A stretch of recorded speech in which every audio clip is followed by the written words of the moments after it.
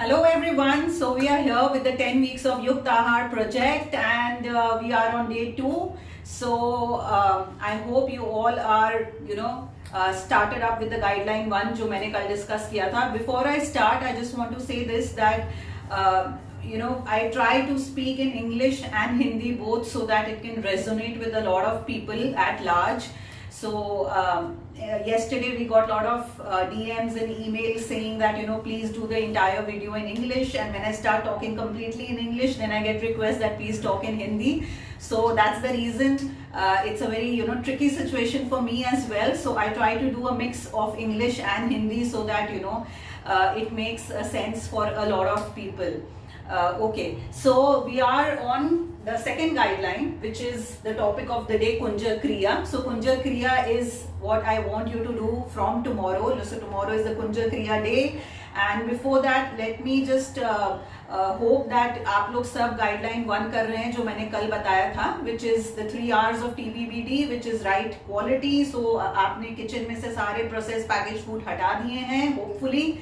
Right timings, which means कि आप light breakfast कर रहे हैं latest by 9 AM, so जल्दी उठो और खाओ, and lunch between 11 to 1, hearty wholesome lunch, and dinner, light dinner again, wind it up by 7 PM last, and right quantity, जिसका मतलब है कि जब आप खाना खा रहे हैं तो सिर्फ खाना खाइए, उसके साथ phone and TV and iPads and all those technology दूर रखिए. So this is what we discussed yesterday. This is what you need to do for the rest 10 weeks that is going to follow. And today we are going to discuss Kunjar Kriya. I got lots and lots of emails about Kunjar Kriya the moment we released the book and everybody started reading about it.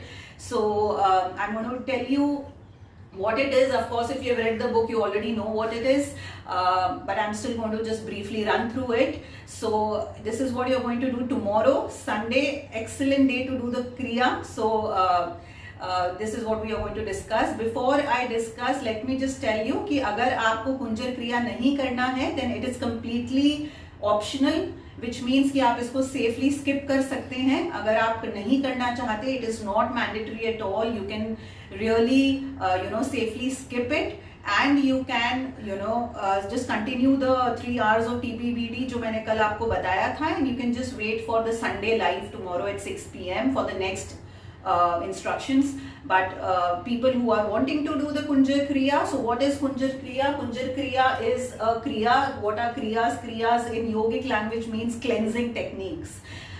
So Hatha Yoga Pradapika, which is one of the most ancient texts of yogic study, mentions six cleansing techniques. They call it the Shat Karmas, or they call it the Shat Kriyas, and Kunjar Kriya is one of those 6. All these Shat Karmas are in fact excellent, at body cleansing, at body purifying, and they show really astonishing health benefits. But for today's discussion, we'll just stick to Kunjar Kriya. This is what I've spoken about in the book, so we'll just talk about Kunjar Kriya today.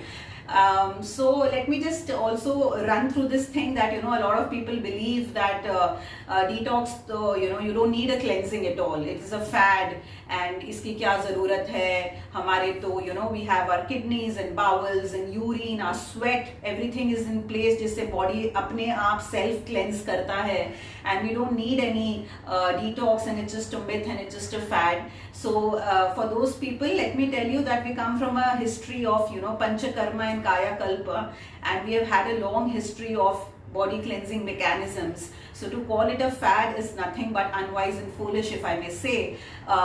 It really depends on what are you doing in that detox or that cleanse. Are you having kale juice and exotic stuff and raw salads and calling it a detox? Then yes, that's a fad. Also it depends on the attitude with which you're doing. तो आपने जी भर के you had all the alcohol and daru last night, you ate like a pig, and in the morning you say that you get up and you say I'm going to go for a detox, then of course that's a fad.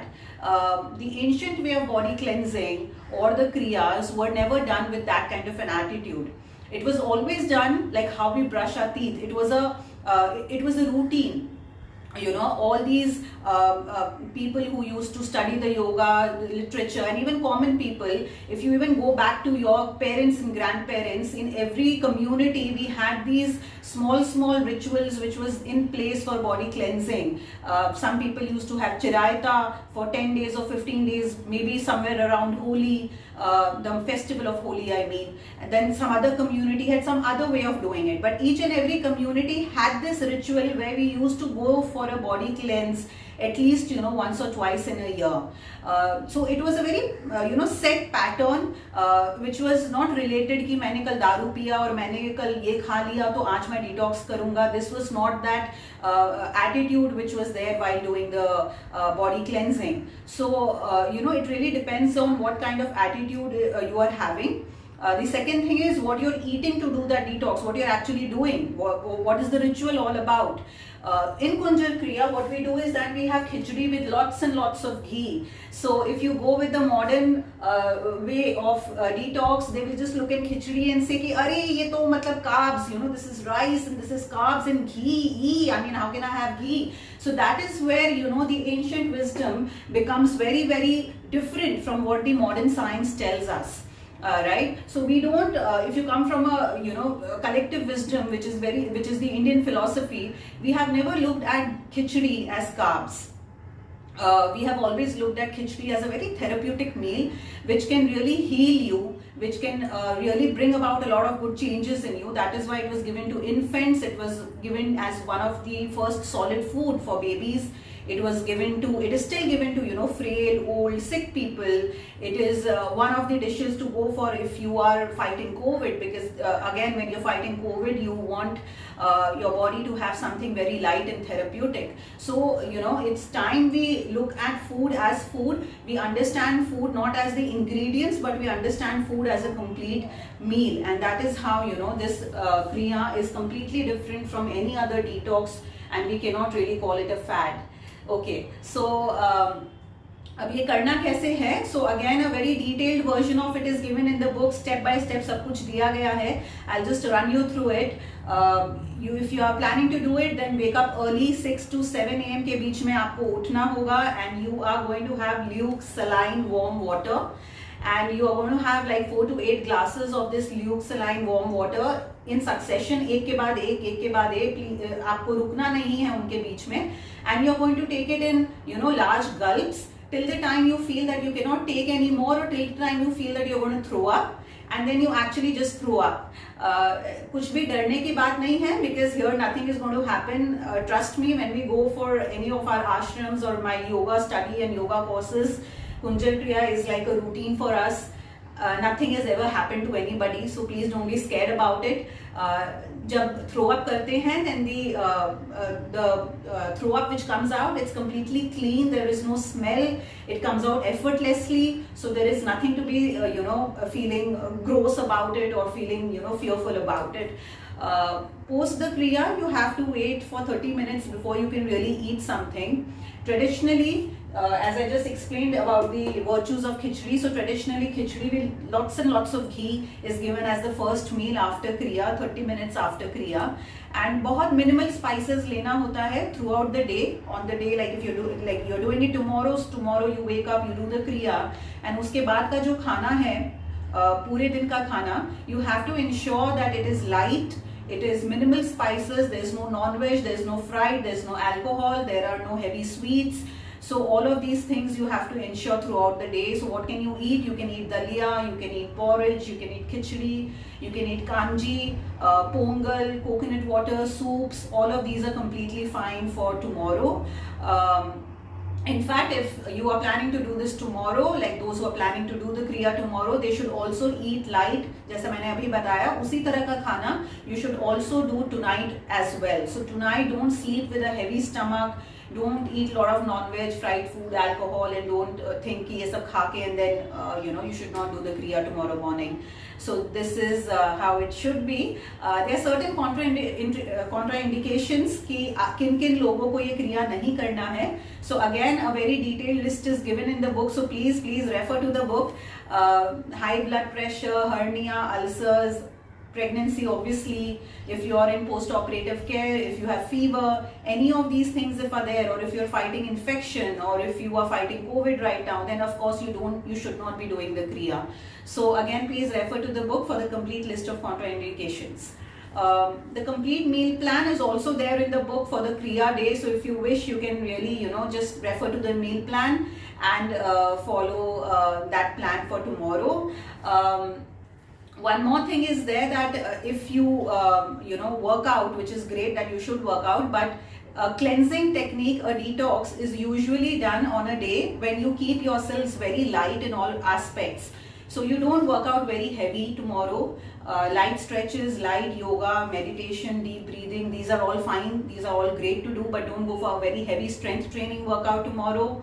Also ensure that you don't, burden yourselves with a lot of work, obligations and, doing work. That is why I always prefer that you do this Kriya on Sunday, because Sunday is usually a great day. Offices are usually closed and it's a holiday and you can really, chill and do this Kriya. So these are the do's and don'ts. I think I've covered everything. If there's anything left, please refer to the book, but do this tomorrow and do let me know about how you feel. Tag me in your stories and posts and let me know how wonderful you feel. Ensure that you feel completely light. If you really like it, what you can also do is you can do a fast. So you can do the Kriya and you can follow the Kriya with a fast. That fast also can happen depending on how you feel, right? So if you feel like taking only liquids throughout the day, you can take that. If you feel like that I can't do with liquids, I want food, solid food, then you can go ahead with the meal plan. Like I said, like personally, when I do the Kriya, I do the Kriya and the first food I have is khichdi, because I really like that. I feel it just makes me feel very nice from within. And after the khichdi, then the rest of the day I take liquid. So that is something that I feel works for me. You see what works for you, but the end of the day you should feel nice and light about it. There should be no headache and there should be no feeling grumpy about it. So if you feel that you cannot do with the fasting, just eat normal food, but make sure these are light food, minimal spices, like the way I explained. So do tell me how you feel about it and do let me know your feedback. And wait for me tomorrow 6 p.m. We'll go live again and continue this journey. So for now, I'll take any questions that you have. Ma'am, is saline water bad for BP patients? It's not bad for BP patients. It depends on what salt you're using. So in this Kriya, it's better you use the Himalayan pink salt. So there's nothing wrong if you have it. Having said that, as I just said, there are certain contraindications for this Kriya, and high blood pressure, like a really high blood pressure, is one of the contraindications. So if you're really, really hypertensive, then you should not have this, you should not be doing this Kriya. Ma'am, can this Kriya be practiced during periods? Yes, periods is fine, no problem at all. You can do this during periods, yes. Ma'am, somebody is asking that gym time is by 11 to 12. So how can I balance breakfast and lunch time when I have my breakfast by 8:30 am? So you have your breakfast at 8:30 am, that is fine. So that can work as your pre-workout meal. You go for your gym, which is at 11, like you said. So that's a good time, like 8:30 to 9:30. So that's a good 2 hours, which is fine. And then you can go for your workout. Once you're back from your workout, immediately you can have lunch, which can serve as your post-workout meal as well.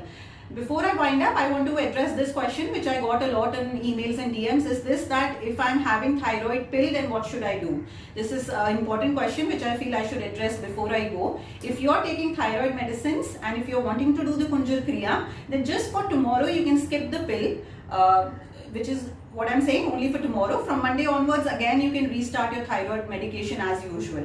So I think this is fine and we can wind up, yes? Yeah, there's one more question. 24 hours fast instead of Kunja Kriya can also be practiced tomorrow done itself? Yes. If you don't want to do the Kriya at all, you can skip the Kriya, as I said, and you can just practice the 24 hours fast. The 24 hours fast also, like I've always been saying, it should not be enforced upon you. Fast का मतलब ये नहीं है कि हम ऐसा भूख से मर रहे हैं and we are feeling like a splitting headache and we are feeling कि मैं किस संकट में पड़ गई हूँ. ऐसा नहीं होना चाहिए. If that is how you feel about a fast, then please don't fast. That is why I have clearly written in the book that these are optional practices. A fast is meant again for self cleansing. It's a very ancient practice that has a lot of value. Feeling anxious with the fast, or feeling like constantly feeling कि मैं ये भी खा लूं पर यार मेरा तो आज fast है, those kind of feelings don't resonate with the fasting method that ancestors used to do. So do what you're comfortable at. That is what I mean. If you feel you're comfortable with eating once a day during the fast, do that. If you feel that you're comfortable at drinking liquids throughout the day in a fast, do that. So find your own sweet spot and follow that. Okay, I'll make a move today. Thank you so much for joining in. Thank you very much.